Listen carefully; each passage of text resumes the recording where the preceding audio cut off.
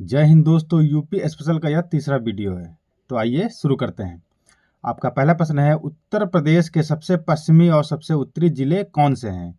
तो इसका right answer है ऑप्शन है शामली और सहारनपुर हैं। शामली उत्तर प्रदेश का सबसे पश्चिमी जिला है, जबकि सहारनपुर सबसे उत्तरी जिला है। उत्तर प्रदेश की सीमाएं 4 दिशाओं में इस प्रकार हैं। सबसे दक्षिणी जिला सोनभद्र, सबसे पूर्वी जिला बलिया है। अगला प्रश्न है, उत्तर प्रदेश के कितने जिले एनसीआर में आते हैं? तो इसका राइट आंसर है दोस्तों ऑप्शन सी 8 जिले आते हैं। पहला है मेरठ, गाजियाबाद, गौतम बुद्ध नगर, बुलंदशहर, हापुड़, बागपत, मुजफ्फरनगर और शामली। कुल 8 जिले हैं जो एनसीआर में आते हैं। अगला प्रश्न है, उत्तर प्रदेश से संबंधित निम्नलिखित में से कौन सा कथन गलत है?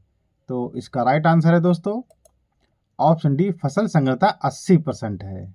उत्तर प्रदेश की फसल संघनता जो है लगभग 160% से अधिक है, इसीलिए यह कथन क्या है, गलत है। अगला प्रश्न है, निम्नलिखित में से कौन सा कथन सत्य है? तो इसका राइट आंसर है दोस्तों ऑप्शन है कृषि पारिस्थितिकी क्षेत्र 20 हैं। उत्तर प्रदेश में 20 कृषि इकोलॉजिकल जो जोन है, जबकि कृषि जलवायु क्षेत्र यानी एग्रो क्लाइमेटिक जोन्स जो हैं उत्तर प्रदेश में इनकी संख्या क्या है, 9 है। और मृदा समूह क्षेत्र उत्तर प्रदेश में मुख्य रूप से 8 मृदा समूह पाए जाते हैं।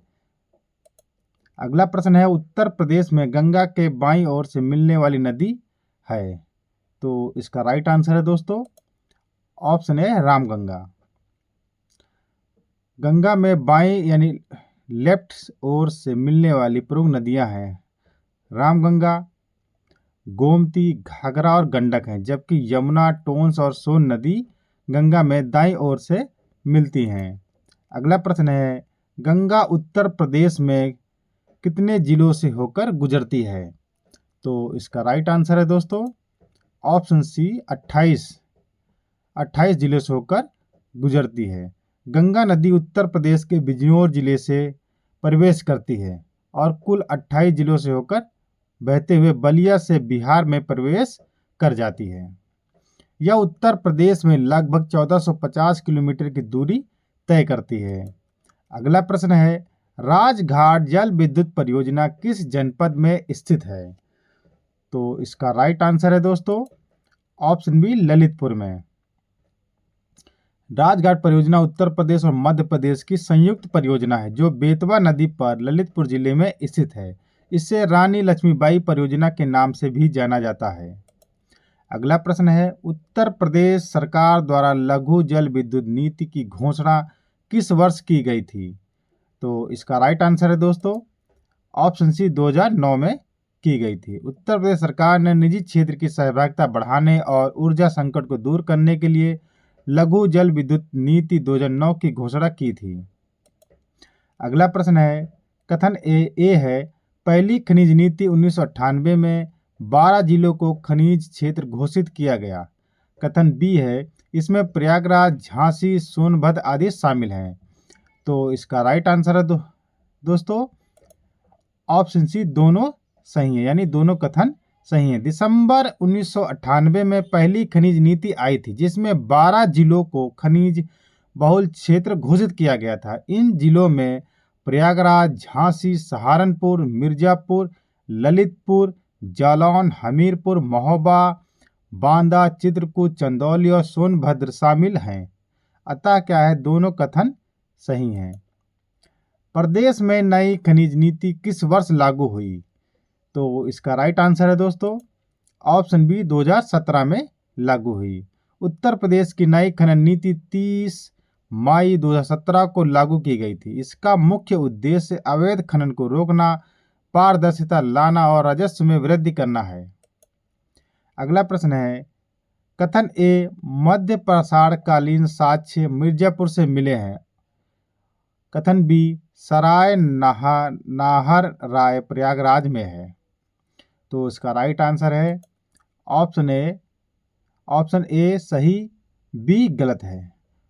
कथन ए पूरी तरह सही है क्योंकि मिर्जापुर की मोरहाना पहाड़ी और लेखहिया यानी लेख दरिया से मध्य पाषाणकालीन साक्ष्य मिले हैं, लेकिन कथन भी गलत है क्योंकि सराय नाहर राय प्रयागराज में नहीं बल्कि प्रतापगढ़ जिले में स्थित है।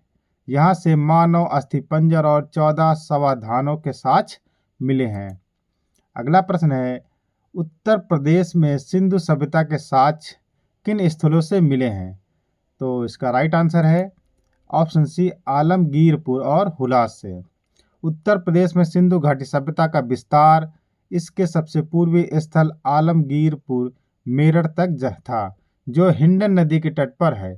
इसके अलावा हुलास सहारनपुर से भी उत्तर सैंधव काल के साक्ष्य मिले हैं। अगला प्रश्न है, राजकीय संग्रहालय मथुरा की स्थापना कब हुई थी? तो इसका राइट आंसर है ऑप्शन बी, 1874 में।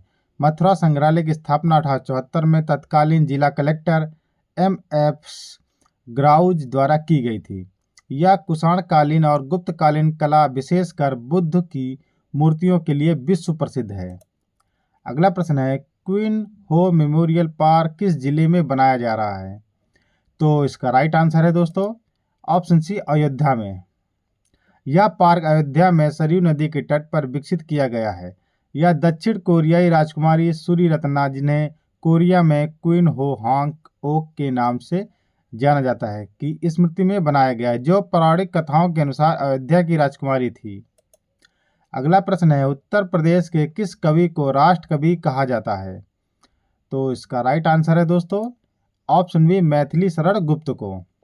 मैथिली शरण गुप्त को राष्ट्र कवि कहा जाता है। झांसी के सिरगांव में जन्मे मैथिली शरण गुप्त को उनकी प्रसिद्ध कृति भारत भारती के लिए महात्मा गांधी ने राष्ट्र कवि की उपाधि दी थी। उन्हें खड़ी बोली का महत्वपूर्ण कवि माना जाता है। अगला प्रश्न है, चंद्रशेखर आजाद का संबंध उत्तर प्रदेश के किस जिले से है? तो इसका राइट आंसर है ऑप्शन सी, मेरठ जिले से। उनका पैतृक गांव बदरका उन्नाव में स्थित है। हालांकि उनका जन्म मध्य प्रदेश के भाबरा में हुआ था। महाकुंभ 2025 के दौरान कौन सा नया सर्किट विकसित किया गया? तो इसका राइट आंसर है ऑप्शन डी, प्रयागराज विंध्याचल वाराणसी। पर्यटन बढ़ाने हेतु यह सर्किट विकसित किया गया। उत्तर प्रदेश में बायोप्लास्टिक पार्क कहाँ स्थापित होगा? तो इसका राइट आंसर है ऑप्शन सी, लखीमपुर खीरी में। उत्तर प्रदेश का पहला बायोप्लास्टिक पार्क लखीमपुर खीरी के कुंभी गांव में स्थापित किया जा रहा है। इसका उद्देश्य प्लास्टिक प्रदूषण को कम करना और गन्ने के अवशेषों से बायोडिग्रेडेबल प्लास्टिक बनाना है। अगला प्रश्न है, पूजा तोमर किस जिले से संबंधित है? तो इसका राइट आंसर है ऑप्शन ए, मुजफ्फरनगर से। अमेरिका में आयोजित UFC यानी अल्टीमेट फाइटिंग चैंपियनशिप जीतने वाली पहली भारतीय महिला पूजा तोमर उत्तर प्रदेश के मुजफ्फरनगर जिले से यानी बुढ़ाना तहसील की रहने वाली हैं। उन्हें साइक्लोन के नाम से भी जाना जाता है। अगला प्रश्न है, मोटो जीपी भारत का आयोजन उत्तर प्रदेश के किस शहर में हुआ था? तो इसका राइट आंसर है दोस्तों ऑप्शन बी, ग्रेटर नोएडा में। मोटो जीपी भारत का आयोजन ग्रेटर नोएडा के बुद्ध इंटरनेशनल सर्किट पर किया जाता है। 2025 से 2029 तक के आयोजनों के लिए समझौते किए गए हैं। अगला प्रश्न है, उत्तर प्रदेश का सबसे छोटा जिला क्षेत्रफल की दृष्टि से कौन सा है? तो इसका राइट आंसर है ऑप्शन ए, हापुड़ है।